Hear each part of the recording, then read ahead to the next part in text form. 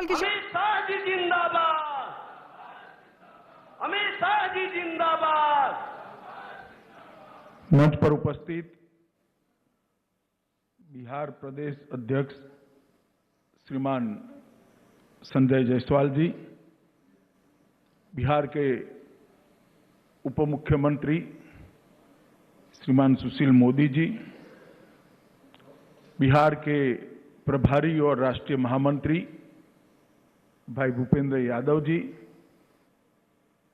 नंद किशोर यादव जी, मंगल पांडे जी, श्री प्रेम कुमार जी, हमारे संगठन मंत्री श्री नागेंद्र जी, श्री शिवनारायण जी, यहाँ पर मेरे साथ उपस्थित केंद्रीय मंत्रिमंडल में मेरे साथी सांसद श्री रविशंकर जी, नित्यानंद राय जी, अश्विनी चौबे जी, आर के सिंह जी, शहनवाज हुसैन जी, राजीव प्रताप रूडी जी, और आज भारत के राजनीति के इतिहास में पहली वर्चुअल रैली के अंदर उपस्थित बिहार के सभी प्यारे कार्यकर्ता भाइयों और बहनों, आप सभी का मैं भारतीय जनता पार्टी की ओर से स्वागत करता हूं। सबसे पहले कोरोना की महामारी के अंदर जिन लोगों ने देश और विश्व में अपनी जान गंवाई है, वो सभी के परिवारजनों के प्रति मैं संवेदना व्यक्त करता हूं और ईश्वर को प्रार्थना करता हूं कि जिनकी जान गई है वो सभी को अपने शरण में ले और चिर शांति उनको प्रदान करें। जो लोग बीमारी से लड़ रहे हैं और कोरोना के खिलाफ जंग लड़ रहे हैं, वो सभी को मैं बहुत बहुत शुभकामनाएं देना चाहता हूं। आप जल्दी जंग लड़कर वापिस आइए और आत्मनिर्भर भारत की लड़ाई के अंदर जुड़कर विश्व के अंदर भारत को प्रस्थापित करने का प्रयास करिए। और वो करोड़ों कोरोना वॉरियर को भी मैं सलाम करना चाहता हूं कि जिनके परिश्रम के कारण, जिनके बलिदान के कारण, जो अपनी जान जोखिम में डालकर सेवा का व्रत हाथ में लिए हुए हैं, वो हजारों स्वास्थ्यकर्मी, लाखों पुलिसकर्मी और जो अपनी अपनी जगह पर सेवा का भेख लेकर कोरोना की लड़ाई लड़ रहे हैं, वो सभी को मैं मन से सलाम कर कर उनके समर्पण और सेवा को एक्नॉलेज करना चाहता हूं। मित्रों, मैं बिहार की जनता का भी बहुत बहुत धन्यवाद करना चाहता हूं, क्योंकि यही बिहार की जनता है जिसने 2014 में भी मोदी जी के नेतृत्व में एनडीए को जनादेश लिया और 2019 में भी मोदी जी के नेतृत्व में एनडीए को जनादेश देकर दूसरी बार पूर्ण बहुमत की भारतीय जनता पार्टी की सरकार बनाई। ये बिहार की ही भूमि है जहां सबसे पहले लोकतंत्र का अनुभव दुनिया को हुआ, जहां महान मगध साम्राज्य का नींव डाला गया, जिसने अफगानिस्तान से लेकर लंका तक एक अखंड भारत की कल्पना को साकार किया। बुद्ध और महावीर की ये भूमि, चंद्रगुप्त और चाणक्य की भूमि, समुद्रगुप्त और कुमार देवी की ये भूमि ने हमेशा भारत का नेतृत्व किया है। और जब कभी भी भारत के मूल्यों के साथ खिलवाड़ हुआ, लोकतांत्रिक मूल्यों के साथ खिलवाड़ हुआ, बिहार की जनता से ही बिगुल बजा और फिर एक बार भारत विजय के रास्ते पर प्रशस्त हो गया। आजादी के लड़ाई में बिहार के नेता बाबू जगजीवन राम जी, राजेंद्र बाबू, जयप्रकाश नारायण, श्री बाबू, इस सब के योगदान को हम कैसे भुला सकते हैं।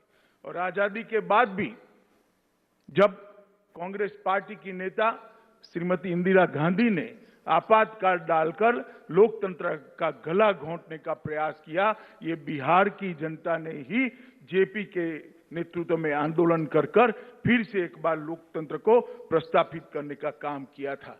आज मैं जॉर्ज साहब और राम मनोहर लोहिया जी को भी याद करूंगा, क्योंकि ये दोनों की कर्मभूमि भी बिहार रही है। ये बिहार की भूमि ने भ्रष्टाचार, परिवारवाद, वंशवाद के खिलाफ हमेशा लड़ाई लड़ी और सामाजिक न्याय के झंडे को हमेशा के लिए बुलंद किया। मित्रों, आज मैं जब आपके सामने ये वर्चुअल रैली के माध्यम से आपके सामने बात कर रहा हूं, कुछ लोगों ने अभी थाली बजाकर ये रैली का स्वागत किया है। मुझे अच्छा लगा कि देर सवेर मोदी जी की अपील को उन्होंने माना और कोरोना के खिलाफ थाली बजाकर जंग के अंदर वो जुड़ गए। कुछ लोगों ने इसको बिहार की चुनावी सभा कहकर कहा। मैं ये सभी वक्र दृष्टा लोगों को कहना चाहता हूं, इस रैली का चुनाव से कोई स्नान सूतक का संबंध नहीं है। ये भारतीय जनता पार्टी है जो लोकतंत्र में विश्वास रखती है।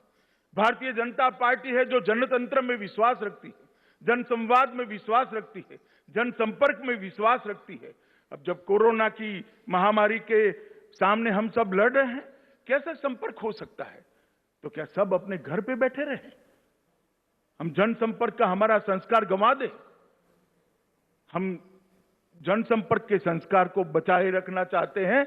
मैं जगत प्रकाश नड्डा जी, भारतीय जनता पार्टी के राष्ट्रीय अध्यक्ष जी को बहुत बहुत बधाई देता हूं कि 75 वर्चुअल रैली के माध्यम से देश भर की जनता का हर मंडल तक संपर्क करने का उन्होंने जरिया प्रदान किया है। और ये रैली कोई चुनावी रैली नहीं है।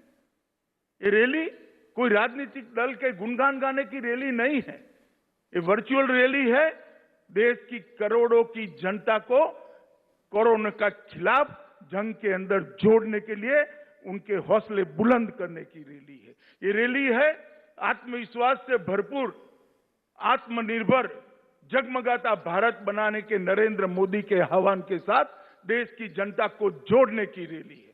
जो वक्रदृष्टा लोग इसमें भी राजनीति देखना चाहते हैं, मैं उनको पूछना चाहता हूं, किसने रोका है भैया आपको? दिल्ली में बैठकर मौज करने की बजाय पटना से दरभंगा तक एक वर्चुअल रैली ही कर लेते? किसने रोका था? मगर मैं इन पर ज्यादा समय जाया करना नहीं चाहता। मित्रों, नड्डा जी ने भारतीय जनता पार्टी के कई नेताओं के माध्यम से देश में 75 वर्चुअल रैलियों को आयोजित किया है और मुझे भरोसा है ये वर्चुअल रैली के माध्यम से न केवल भारतीय जनता पार्टी के करोड़ों कार्यकर्ता परंतु करोड़ों की देश की जनता का संपर्क कर आत्मनिर्भर भारत की हमारे मोदी जी के आह्वान को हम सफल बनाने के लिए जुट जाएंगे, जनता को भी जोड़ेंगे और कोरोना के खिलाफ जो लड़ाई मोदी जी ने छेड़ी है इसमें विजयी होकर भारत फिर से एक बार आत्मविश्वास के साथ आत्मनिर्भर भारत के रास्ते पर चल पड़ेगा।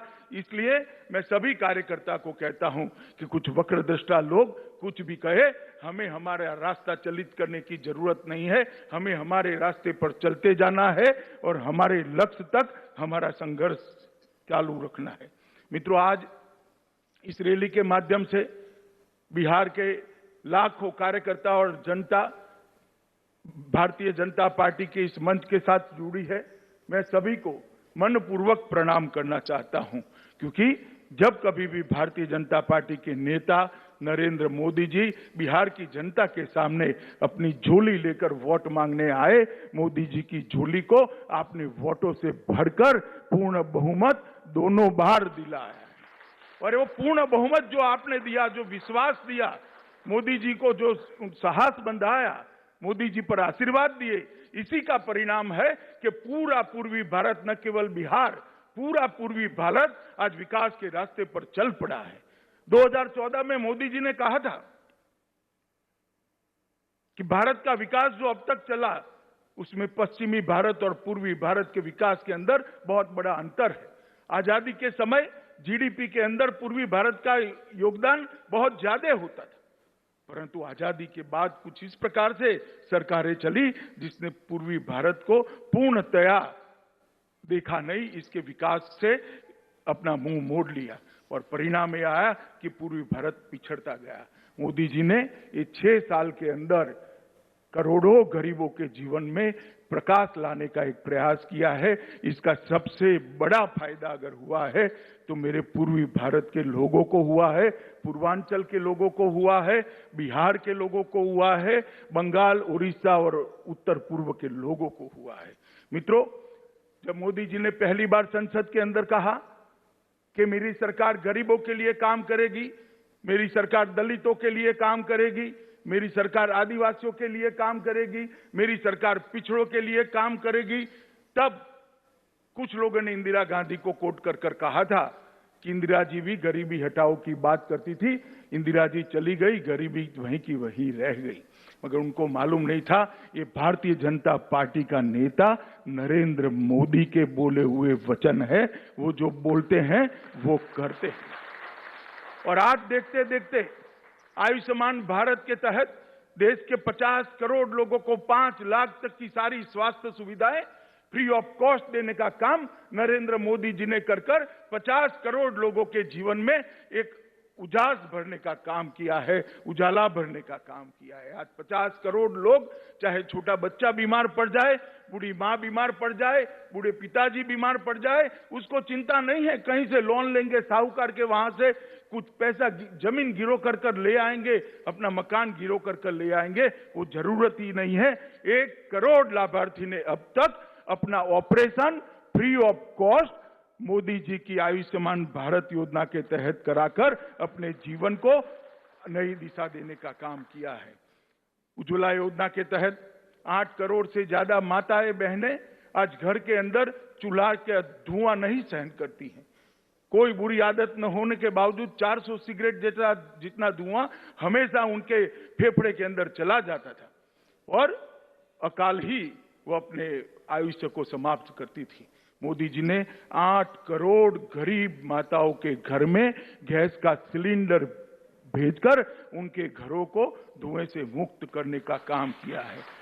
हमारे बिजली मंत्री यहां बैठे हैं, 2.5 करोड़ लोगों को 2.5 साल के अंदर सौभाग्य योजना के तहत बिजली पहुंचाने का काम किया। 60 साल की आजादी के बाद 20,000 गांव ऐसे थे जहां पर बिजली नहीं पहुंची थी और 2.5 करोड़ घर ऐसे थे जिनके घर में उजाला नहीं था, अंधेरा था, लालटेन जलानी पड़ती थी।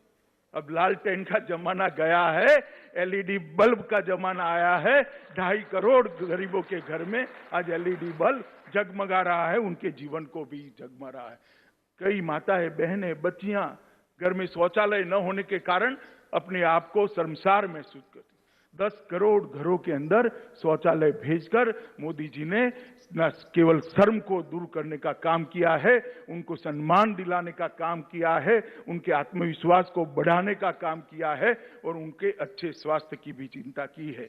प्रधानमंत्री आवास योजना के तहत हमने लक्ष्य रखा है, जब भारत आजादी की 75वीं सालगिरह मनाएगा, इस देश में कोई भी व्यक्ति ऐसी नहीं होगी जिसके पास घर नहीं होगा। हमने 2.5 करोड़ लोगों को घर देने का काम पहली ही टर्म के अंदर 14 से 19 के बीच में समाप्त कर दिया है। और मोदी जी ने सबसे बड़ा काम किया है मित्रों, भारत का सम्मान दुनिया के अंदर आसमान तक बढ़ाने का काम नरेंद्र मोदी जी ने किया। एक जमाना था कि हमारी सरहदों से कोई भी घुस जाता था, हमारी सीमाओं के साथ छेड़खानी करता था, हमारे जवानों के सर काटकर ले जाते थे और दिल्ली के दरबार में उफ तक नहीं की जाती थी। हमारे समय में भी उरी हुआ, पुलवामा हुआ, मगर ये नरेंद्र मोदी सरकार थी, भारतीय जनता पार्टी की सरकार थी। कुछ ही दिनों में सर्जिकल स्ट्राइक और एयर स्ट्राइक कर घस में घुसकर दंडित करने का काम भारतीय जनता पार्टी की नरेंद्र मोदी सरकार ने किया। और इसके साथ ही भारत की रक्षा नीति को वैश्विक स्वीकृति मिली। पूरा दुनिया ये मानने लगा कि अमेरिका और इजराइल के बाद अगर कोई देश अपनी सीमाओं की रक्षा करने के लिए सक्षम है तो उसमें तीसरा नाम हमारे महान भारत का जोड़ने का काम किया। और नरेंद्र मोदी जी ने सबका साथ सबका विकास के साथ हमारी सीमाओं को भी सुरक्षित किया और कई ऐसे काम किए जिसके माध्यम से दुनिया में देश को सम्मान मिला।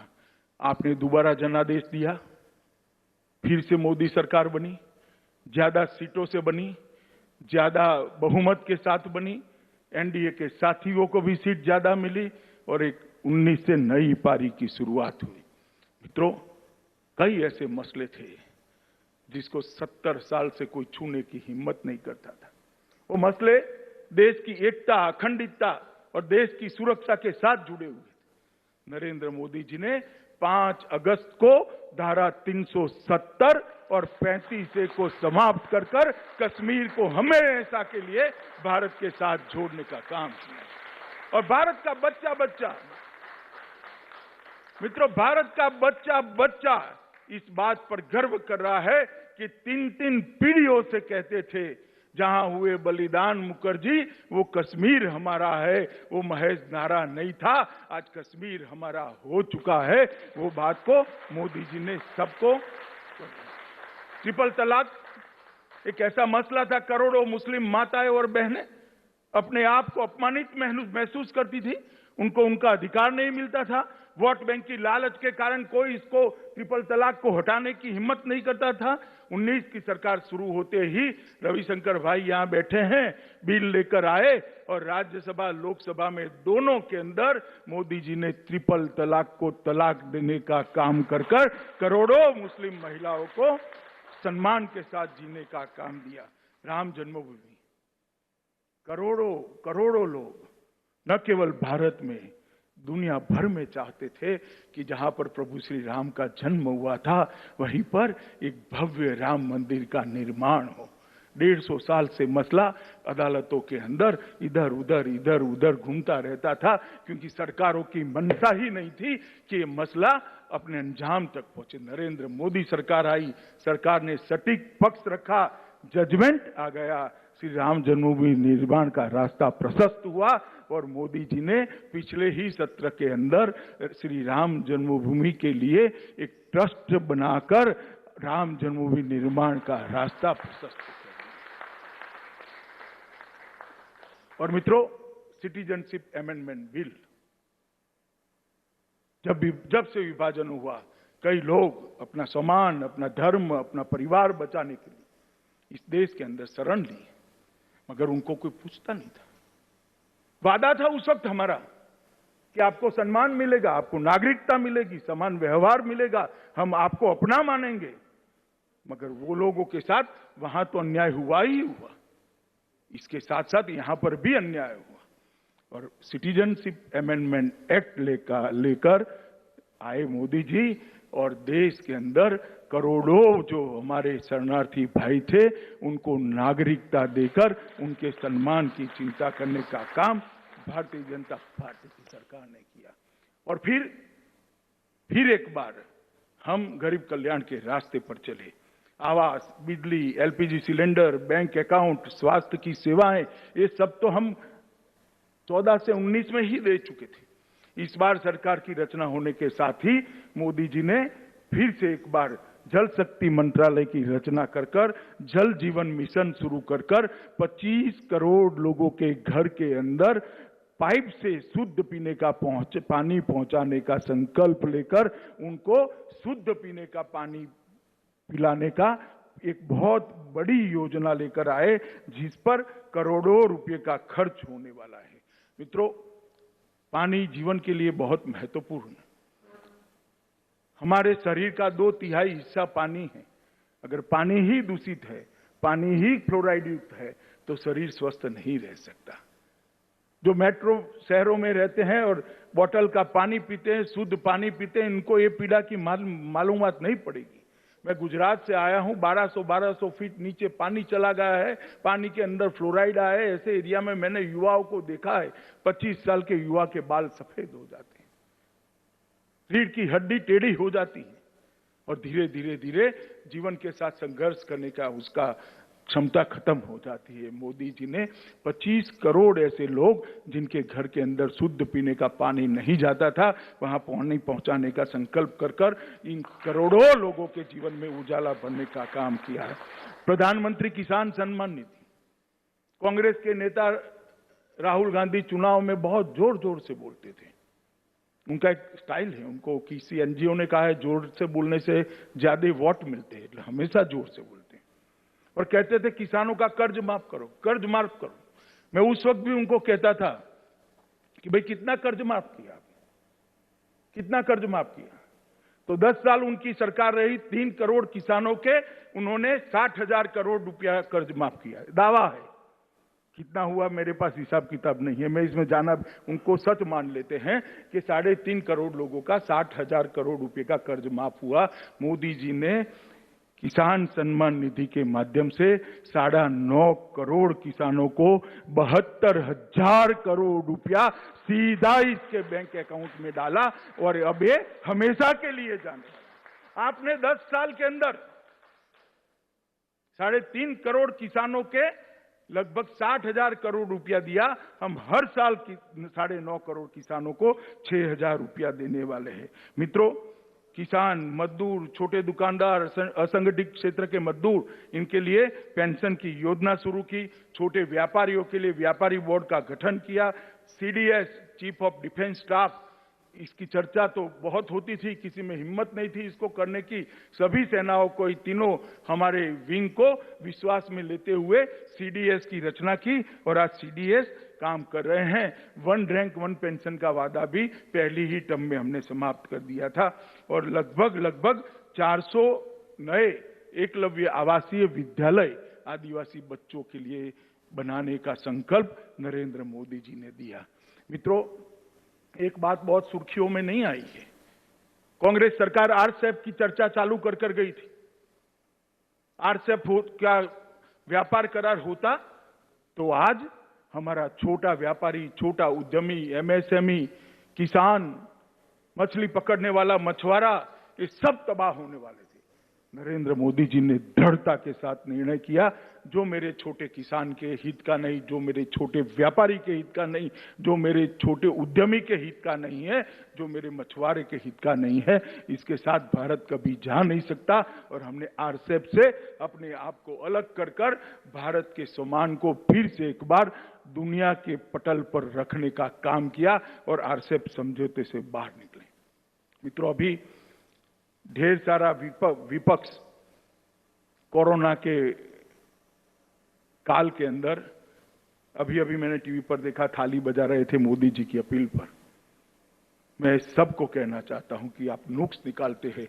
कोई यहां से स्वीडन का इंटरव्यू लेता है, कोई यहां से किसी का इंटरव्यू लेता है, कोई अमेरिका में इंटरव्यू लेता है, मगर मोदी जी ने पूरे भारत को जोड़कर एक मजबूत लड़ाई, वैश्विक महामारी के खिलाफ लड़ने का नेतृत्व प्रदान किया। मित्रों, मैंने लाल बहादुर शास्त्री जी के बाद कोई भी ऐसा नेता नहीं देखा है जिसकी अपील पर पूरा देश एकजुट होकर आ जाए। जनता कर्फ्यू भारत के लोकतांत्रिक इतिहास के अंदर स्वर्णिम अक्षरों में लिखा जाएगा कि देश के एक नेता की अपील पर कोई पुलिस बल का उपयोग किए बगैर पूरे देश ने घर के अंदर रहकर अपने नेता की अपील का सम्मान किया। चाहे उन्होंने थाली और घंटी बजाने का कहा, चाहे दिया जलाने का कहा, चाहे सेना के जवानों ने आकाश के अंदर उड़कर सभी कोरोना वॉरियर का सम्मान करने के लिए आसमान से पुष्प बरसाने की बात करी। ये सब कर मोदी जी ने, कुछ लोगों ने इसको राजनीतिक प्रोपोगंडा कहा, मगर जो कह रहे हैं वो वक्रदृष्टाओं को मालूम नहीं है कि राजनीतिक प्रोपोगंडा नहीं है, इस देश को एक बनाने की मुहिम है। और मैं आज सभी कार्यकर्ताओं को, सभी बिहार की जनता को कहने आया हूं कि अब तक राष्ट्रीय महामारियां जब आती थी, कुदरती आपदाएं आती थी, सिर्फ सरकारें इसके खिलाफ लड़ती थी। ये पहली राष्ट्रीय महामारी ऐसी है, कुदरती आपदा है, जिसमें सरकार तो लड़ी ही लड़ी, सरकार का नेतृत्व तो लड़ा ही लड़ा, इसके साथ 130 करोड़ भारतीय एकजुट होकर एक राष्ट्र, एक जन, एक मन, ये नारों को चरितार्थ करने का काम नरेंद्र मोदी जी ने किया। और मित्रों, इसी का परिणाम है कि विश्व के आंकड़े देखते हैं तो इतने बड़े 130 करोड़ की आबादी के इतने बड़े आकार वाले अपने महान देश को बहुत सुरक्षित महसूस करते हैं। कई सर्वे हुए, कोई कहता है 84% लोगों ने देश के स्वागत किया, मोदी जी की सराहना की है, कोई कहता है 94% लोगों ने किया है, परंतु एक बात निर्विवाद है कि देश की 130 करोड़ की जनता मोदी जी के साथ एक कोरोना की लड़ाई में चट्टान की तरह साथ में थी। और इसी का परिणाम है मोदी जी का जो जनता को जोड़ने का कौशल है, जो उनकी विधा है, उसी का परिणाम है कि 130 करोड़ लोग एक साथ आज ये लड़ाई को सफलता के साथ लड़ रहे हैं। मित्रों, मैं बिहार के कार्यकर्ताओं के सामने हूं, बिहार की जनता के सामने हूं। मुझे मालूम है कि बहुत सारे लोगों ने बिहार के जनता को गुमराह करने के लिए बहुत सारा किया है, परंतु मैं इतना ही कहना चाहता हूं कि बिहार अपने आप को इस सब बातों से अलग रखे। बिहार की जनता और विशेषकर प्रवासी मजदूर अपने आप को इन बातों से अलग रखें। पूरा देश आपका सम्मान करता है। मैं आज इस मंच से कहना चाहता हूं, इस मंच से एक्नॉलेज करना चाहता हूं, देश का कोई भी हिस्सा हो, चाहे मुंबई हो, दिल्ली हो, हरियाणा हो, गुजरात हो, कर्नाटक हो, तमिलनाडु हो, जो विकसित है इसकी नींव में जाएंगे तो मेरे बिहार के प्रवासी मजदूर के पसीने की महक आती है। बिहार के व्यक्ति का पसीना इस देश के विकास की नींव में पड़ा। ये जो लोग अपमानित करते हैं उनको मालूम नहीं है कि बिहार के प्रवासी मजदूर का जज्बा क्या है। वो एनालिसिस नहीं कर पाते हैं कि मोदी जी ने प्रवासी मजदूरों को सुरक्षित रखने के लिए कितना काम किया है। जब से कोरोना की महामारी आई, सब जिलों के अंदर अभी स्वास्थ्य की व्यवस्थाएं नहीं बनी। मोदी जी ने वीडियो कॉन्फ्रेंस कर सभी प्रदेश के मुख्यमंत्रियों को कहा कि जहां जहां प्रवासी मजदूर है, यूपी का है, बिहार का है, उड़ीसा का है, बंगाल का है, नॉर्थ ईस्ट का है, उसको सम्मान के साथ रखा जाए, इनके कैंप बनाए जाए, इनकी भोजन की व्यवस्था की जाए और भारत सरकार से खजाने से 11,000 करोड़ रुपया वो प्रवासी मजदूरों के भोजन के लिए तुरंत ही इन राज्यों को दे दिया गया। और 1 मई से ही मजदूर दिन के दिन जब पूरी व्यवस्था चौक चौबंद होने लगी, जिलों के अंदर स्वास्थ्य सेवाएं पहुंचने लगी, उनकी ट्रेनिंग हो गई, क्वारंटाइन सेंटर बन गए, ऑक्सीजन के सिलेंडर पहुंचे, उसके बाद 1 मई से ट्रेनों की आवाजाही शुरू करी और उसको श्रमिक ट्रेन प्रवासी मजदूरों के, प्रवासी श्रमिकों के सम्मान में उसको श्रमिक ट्रेन नाम दिया गया। और मित्रों, मुझे कहते हुए आज हर्ष है कि लगभग 1.25 करोड़ लोगों को सुरक्षित रूप से वहां पहुंचाने का काम भारतीय जनता पार्टी की नरेंद्र मोदी सरकार ने किया है। तकलीफ पड़ी है, कई ऐसे दृश्य भी आए जो मन को विह्वल कर देते थे। कुछ लोगों ने धैर्य खोकर पैदल चलना शुरू किया, उनके लिए भी एसटी बसें चलाई गई। जैसे ही दूसरे तीसरे दिन मालूम पड़ा, एसटी बस लेकर उनको नजदीक के रेलवे स्टेशन पर पहुंचाया, वहां से ट्रेनें चलाई। रेलवे के अंदर 85% खर्चा भारत सरकार ने उठाया, 15% खर्चा राज्य सरकारों ने उठाया। क्वारंटाइन के अंदर रखने का कैसा खर्चा, जैसे सुशील जी ने बताया, सभी राज्य सरकारों ने उठाया। और जब वापस गए तो उसको 1,000 रुपया नकदी और बिहार के अंदर 1180 रुपये का सामान देने का काम भी बिहार सरकार ने किया है। उनका स्वास्थ्य परीक्षण किया गया और आज वो सभी अपने अपने घर में सुरक्षित पहुंचे हैं। मुझे कोई आपत्ति नहीं है इसमें भी अगर विपक्ष को राजनीति करनी है तो, मगर मैं उनको इतना ही पूछना चाहता हूं, भला आपने क्या किया? अभी अभी मैं देखता था बिहार के एक नेता बयान दे रहे थे, भैया आप कहां थे, दिल्ली में थे या बिहार में थे? इतना तो तनिक बिहार की जनता को बता दो, आप थे कहां, आपने क्या किया? हमने प्रयास किया है और ये कोई छोटा मोटा काम नहीं था। 1.25 करोड़ लोगों को देश के एक कोने से दूसरे कोने तक पहुंचाना, हजारों ट्रेनें चलाई गई, ट्रेन के अंदर भोजन दिया गया, स्वास्थ्य की चिंता की गई, उनको पानी दिया गया, उनको क्वारंटाइन सेंटर के अंदर स्वास्थ्य परीक्षण किया गया, इनके क्वारंटाइन सेंटर के अंदर भोजन की व्यवस्था कर दी गई और बसों के माध्यम से घर तक पहुंचाने की व्यवस्था कर दी गई। तो बहुत बड़ा प्रयास था और मैं मानता हूं और आज इस मंच से देश के प्रधानमंत्री को अभिनंदन देना चाहता हूं कि संवेदना के साथ ये काम उन्होंने बहुत अच्छे तरीके से किया है। मित्रों, गरीब लोगों के लिए 1 करोड़ 70 लाख रुपए का एक बहुत बड़ा पैकेज लगभग मोदी जी सिर्फ गरीबों के लिए लेकर आए और 20 लाख करोड़ रुपए का पैकेज, बृहद पैकेज भी लेकर आए जो हमारे जीडीपी का 10% हिस्सा है। मैं किसान सम्मान निधि दिया, बिहार में 59 लाख लोगों को 1180 करोड़ रुपया केंद्र सरकार से सीधा किसान के खाते में गया। जनधन खातों में 20 करोड़ जनधन खाते हैं देश में, बिहार के अंदर 2.38 करोड़ है। 2.38 करोड़ जनधन खातों में सिर्फ बिहार के अंदर 3545 करोड़ रुपया भारतीय जनता पार्टी की नरेंद्र मोदी सरकार ने भेजा। सामाजिक सुरक्षा का पेंशन एक्स्ट्रा दिया गया, लगभग 36 लाख लोग हैं और 36 लाख लोग बिहार के जो है इनको 364 करोड़ दिया गया। उज्ज्वला योजना के तहत 3 गैस के सिलेंडर दिए गए। बिहार में 84.4 लाख लोगों के पास उज्ज्वला गैस का सिलेंडर है। लगभग 630 करोड़ रुपया के उज्ज्वला गैस के सिलेंडर दे दी। कुल बिहार के अंदर ही, मैं सिर्फ बिहार का आंकड़ा कहता हूं कि आज बिहार की जनता से बात कर रहा हूं, 4 करोड़ लोगों में 5720 करोड़ रुपया सीधा बैंक अकाउंट में पहुंचाने का काम ये भारतीय जनता पार्टी नरेंद्र मोदी। मैं पूछना चाहता हूं वक्रदृष्टा विपक्ष को, आपने क्या किया है? आपके समय में भी आपदाएं आई। एक व्यक्ति बताए जब बिहार के अंदर 5700 करोड़ रुपया सीधा बैंक के अकाउंट में पहुंचा है। पीडीएस के माध्यम से देश के 80 करोड़ से ज्यादा लोगों को खाद्यान्न पहुंचा है। बिहार के अंदर लगभग 6000 करोड़ रुपए का अनाज भेजा गया। कुल बिहार के अंदर 6000 करोड़ रुपए का अनाज और 5720 करोड़ रुपए अकाउंट में भेजकर 11744 करोड़ रुपया वहां पहुंचने का काम भारतीय जनता पार्टी की नरेंद्र मोदी सरकार ने किया है। और अब नरेंद्र भाई ने अभी गत कैबिनेट के अंदर निर्णय दिया कि एक देश एक राशन कार्ड।